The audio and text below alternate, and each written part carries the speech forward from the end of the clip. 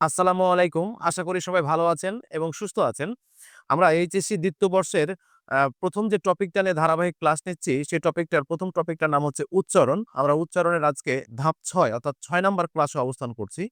আজকে আমরা ফলা নিয়ে কথা বলবো এবং তার মধ্যে একটি ফলা নিয়ে কথা বলবো। সেই ফলাটার নাম হচ্ছে বফলা। এই বফলার উচ্চারণ নিয়ে আমরা একটু কথা বলবো। তাহলে আজকে আমাদের যে টপিক সেটা হচ্ছে বফলার উচ্চারণ। আচ্ছা, বফলার কয়েকটা উচ্চারণের নিয়ম আছে। আমরা সেই উচ্চারণের নিয়মগুলো একটু শেখার চেষ্টা করব। শব্দের ১ম এ যদি বফলা থাকে, কোন শব্দের ১ম বর্ণের সাথে যদি বফলা থাকে, তাহলে সেই বফলার উচ্চারণটা হয় না। আমি আবার বলছি, কোন শব্দের ১ম বর্ণের সাথে যদি বফলা থাকে, তাহলে সেই বফলার উচ্চারণটা আমরা করব না। যেমন আমরা যদি বলি, এই যে একটা শব্দ, এই শব্দটার উচ্চারণে আমরা দেখতে পাচ্ছি ১ম এই বফলাটা আছে। তার মানে এই বফলাটার কোনো প্রয়োজন নেই। এই বফলাটা উচ্চারণ হবে না। তাহলে আমরা উচ্চারণটা করব কি? স্বাধীন। আমরা উচ্চারণটা করব হচ্ছে স্বাধীন। আমরা দেখতে পাচ্ছি আমরা যখন বলব ত্বক, আমরা দেখতে পাচ্ছি ত এর নিচে ব আছে মানে শব্দটির ১ম বর্ণের সাথেই বসে গেছে, ফলা বসে গেছে। সেহেতু এই ফলাটার উচ্চারণটা আমরা করব না। উচ্চারণটা হবে হচ্ছে ত, ক। এই যে ত, ক। তার মানে শব্দের ১ম বর্ণের সাথে ফলার উচ্চারণটা হবে না।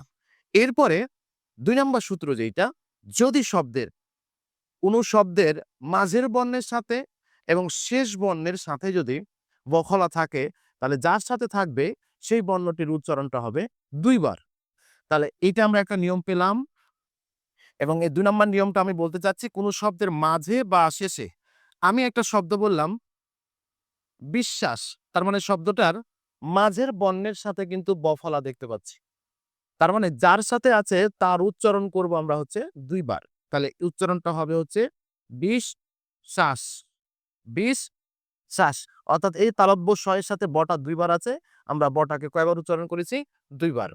যদি আমরা দেখি কোন শব্দের শেষে আছে বফলা, কোন শব্দের শেষে আছে বফলা, মানে শেষ বর্ণের সাথে আছে বফলা, তাহলেও সেই বফলার উচ্চারণটা হবে ২ বার। তাহলে আমরা এখানে উচ্চারণ করব হচ্ছে বিশ শ। তাহলে বফলার এই ২ টা হচ্ছে প্রাথমিক সূত্র। এর বাইরেও আরো সূত্র আছে আমরা জানবো। তবে আমরা ১ম এই যেটা বলি সেটা হচ্ছে যে এইটা একটা বিষয়, এইটা একটা বিষয় এবং ওপরেরটা একটা বিষয়। তাহলে আমি ১ম এ আরেকবার রিপিট করে নিই। কোন শব্দের ১ম বর্ণের সাথে যদি বফলা থাকে তাহলে সে বফলাটার উচ্চারণ হবে না। যদি কোন শব্দের মাঝের বর্ণের সাথে বফলা থাকে তাহলে সেই বর্ণের উচ্চারণটা হবে, যার সাথে থাকবে তার উচ্চারণ হবে কয়বার? ২ বার। যদি শব্দের শেষ বর্ণের সাথে বা শব্দের শেষ বর্ণের সাথে বফলা থাকে, তাহলে সেই বফলার উচ্চারণও হবে হচ্ছে ২ বার। তার মানে সেই বফলার উচ্চারণ বলতে যার সাথে থাকবে তার উচ্চারণটা হবে কিন্তু ২ বার। তবে মনে রাখবো বফলা যদি কখনো যুক্ত ব্যঞ্জনের সাথে থাকে, যুক্ত ব্যঞ্জনের সাথে থাকে তাহলে কিন্তু সে বফলাটার উচ্চারণ হবে না। যেমন আমি যদি বলি আমি একটা শব্দ বললাম এই যে সান্ত্বনা। আমি দেখতে পাচ্ছি যে এই ফলাটা যুক্ত ব্যঞ্জন অর্থাৎ ত এবং ন, ত এবং ন এই যুক্ত ব্যঞ্জনের সাথে কিন্তু একটা ফলা আছে। তার মানে এই টার উচ্চারণ করার কোনো প্রয়োজন নেই। এই উচ্চারণটা হবে শান্তনা। তার মানে এখানে এর কোনো কার্যকলাপ নেই। নিজেও উচ্চারণ হয়নি এবং কাউকে দ্বিত্ব করতেও পারেনি। তাহলে আমরা যদি দেখি যে যুক্ত ব্যঞ্জনের সাথে আমরা অনেক সময় বলতে পারি উজ্জ্বল। এই যে উজ্জ্বল এখানে দেখতে পাচ্ছি আমরা যুক্ত ব্যঞ্জনের সাথে একটা ফলা আছে।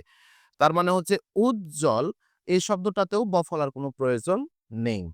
এরপর আমরা বফলার আরেকটা সূত্র আছে, সেই সূত্রটা আমরা একটু জানার চেষ্টা করব। সেই সূত্রটা হচ্ছে যদি, যদি বফলা সন্ধিবদ্ধ পদের সাথে যুক্ত হয়, যদি বফলা সন্ধিবদ্ধ পদের সাথে যুক্ত হয়, তাহলে সেখানে বয়েরও উচ্চারণ হয়, যার সাথে যুক্ত হয়ে থাকে তারও উচ্চারণ হয়। বিশেষ করে এই প্রক্রিয়াটা ঘটে হচ্ছে দয়ের সাথে এবং গয়ের সাথে। কেমন? আমি একটা শব্দ বললাম, শব্দটা হচ্ছে উদ্বেগ। এই শব্দটা হচ্ছে উদ্বেগ। এই শব্দটা কিন্তু একটা সন্ধিবদ্ধ শব্দ। কিভাবে? এটা সন্ধি কি হচ্ছে? উদ প্লাস বেগ। এই যে তার মানে এটা একটা সন্ধিবদ্ধ শব্দ। আমি বুঝে গেলাম এই শব্দটা হচ্ছে সন্ধিবদ্ধ শব্দ। সন্ধিবদ্ধ শব্দ যদি হয় তাহলে সেখানে ওই দয়ের যার সাথে থাকবে ওই বর্ণটারও স্বাধীন উচ্চারণ হবে এবং নিজেরও স্বাধীন উচ্চারণ হবে। তাহলে এই শব্দটার উচ্চারণটা হচ্ছে উদ্বেগ। উদ্বেগ। তার মানে হচ্ছে এখানে দয়েরও উচ্চারণ হয়েছে, বয়েরও উচ্চারণ হয়েছে। এরপর যদি আমরা বলি হচ্ছে উদ্বেল, এটারও সন্ধি বিচ্ছেদ হচ্ছে উত প্লাস বেল। যেহেতু সন্ধিবদ্ধ শব্দ তার মানে এখানে দয়েরও উচ্চারণ হবে, বয়েরও উচ্চারণ হবে। তাহলে শব্দটা হবে উচ্চারণটা হবে উত বেল। তাহলে সন্ধিবদ্ধ শব্দের ব ফলাটার উচ্চারণ হয়ে যায়। তাহলে আমি আরেকবার সারমর্ম বলে দিই। শব্দের প্রথম বর্ণের সাথে যদি ব ফলা থাকে তাহলে তার উচ্চারণ করব না। শব্দের মাঝে বা শেষে যদি ব ফলা থাকে, যার সাথে থাকবে তার উচ্চারণ হবে ২ বার। তবে যুক্ত ব্যঞ্জনের সাথে যদি ব ফলা থাকে তাহলে সেই ব ফলার উচ্চারণের প্রয়োজনটি নেই। এরপরে আমরা শেষে বললাম যে সন্ধিবদ্ধ শব্দ যদি ব ফলা থাকে তাহলে যে শব্দটার সাথে ব ফলা যেই বর্ণটার সাথে ব ফলা থাকবে তারও উচ্চারণ হবে, বয়েরও উচ্চারণ হবে। মোটামুটি আমরা প্রাথমিক স্টেজে ব ফলার এই সূত্রগুলা শেখানোর চেষ্টা করেছি। এরপরে ডিফিকাল্ট মানে আরো বেশি প্র্যাকটিস করব আমরা ক্লাসরুমে। ততক্ষণ পর্যন্ত সবাই ভালো থাকবেন, সুস্থ থাকবেন।